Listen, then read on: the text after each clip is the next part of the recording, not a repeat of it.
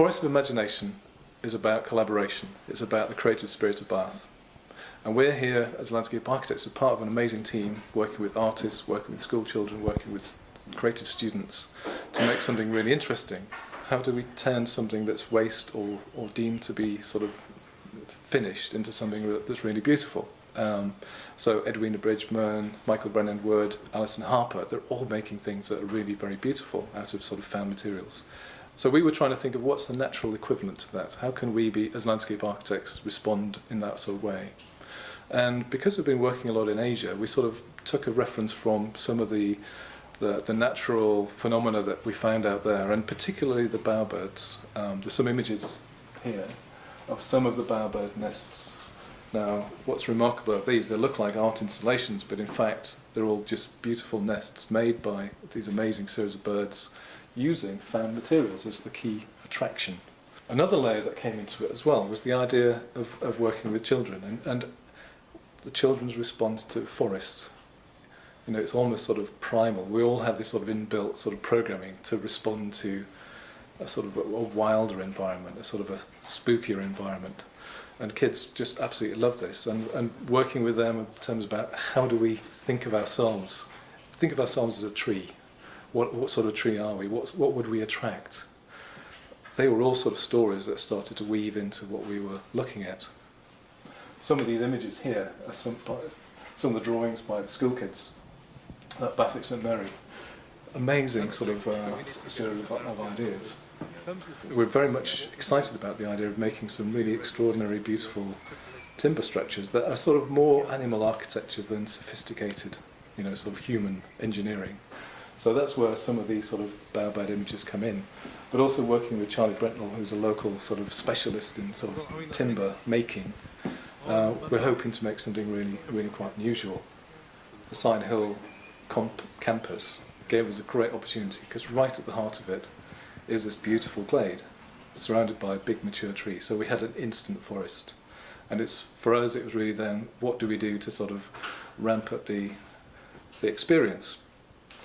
And what was great was we discovered this little sort of gate off Sign Hill. So you could come off the gate and we imagine ourselves going through this portal, transported from Sign Hill, Georgian Bath, into another world. This is where the journey begins, and we're talking about opening up what is this historic gateway to the gardens as the new gateway to the Forest of Imagination for the 4 days. So we're going to take you on a journey through what is some historic links through these gardens.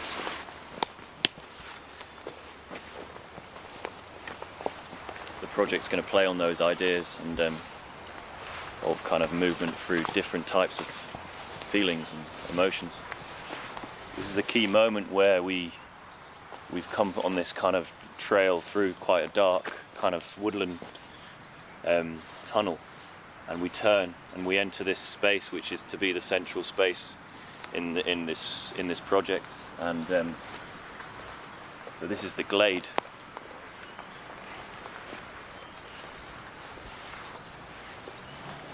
And this is where we are to build something, an incredible structure, a beautiful structure that will immerse people in the space and make them experience it in a different way.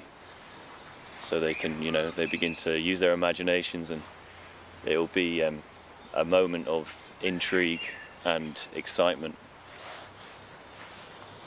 I'm thinking of a quite an informal dome. And we've got an issue here which is of light pouring in through there, and so we want to make this denser. So we'll build into the lattice with something that's yet not decided, and getting sucked into the tunnel over there. And for the tunnel, we'll probably use a lot of the kind of brash material where they cut from when they've been removing trees and bushes. And then we'll bring in some other stuff. I don't know, it would be lightweight hazel or bamboo, you know, that sort of material. Bit of willow and stuff, and just it'll be very dense, sort of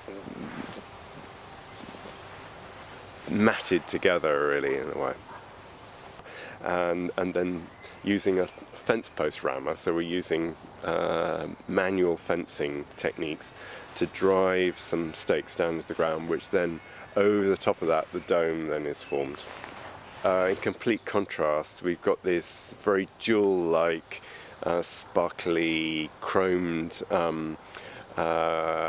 triangulated material which is coming from Herman Miller. And so that will be placed in it, and I think that the contrast between that and the organic material could be quite amazing too. I hope people come and think this is a really different landscape in Bath, something that they haven't really seen before, something that triggers their imagination. There's a normal bit of sort of English garden that's been transformed into something that is unusual. Let's hope everybody goes away, having had a great time, but actually thinking differently about, Bath and the world around them, and how imagination and creativity can enrich our lives.